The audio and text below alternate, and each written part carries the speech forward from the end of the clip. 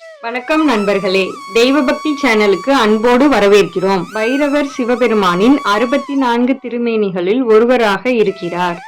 பொதுவாகவே பைரவரை சொர்ண ஹர்ஷண பைரவர், யோக பைரவர், ஆதி பைரவர், கால பைரவர், உக்கிர பைரவர் என்றெல்லாம் சொல்கிறோம். பைரவரின் தோற்றத்தை பற்றி புராணங்கள் இருக்கிறது.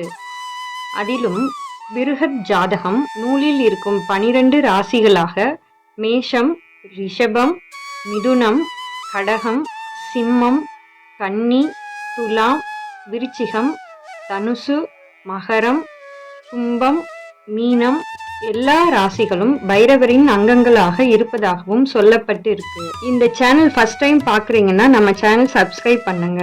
எந்தெந்த ராசிகள் எந்த அங்கங்களை கொண்டு இருக்குன்னு பார்க்கலாம்.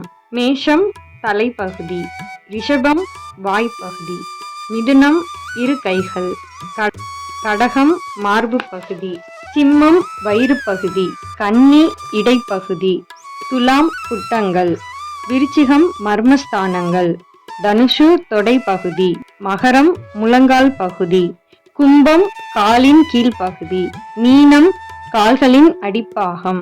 இதில் 12 ராசிகளும் நிறைந்திருக்கிறது. மேலும் பைரவரின் சேவகர்களாக நவக்கோலங்களும் இருப்பது தன்னை வணங்கக்கூடிய அன்பர் எந்த ராசியைச் சேர்ந்தவராக இருந்தாலும் அவர்கள் நவக்கோள்களில் எந்த பகுதியின் தாக்கத்தால் பாதிப்பு வந்தாலும் அனைத்து பிரச்சனைகளையும் தீர்த்து வைப்பார் பைரவர்.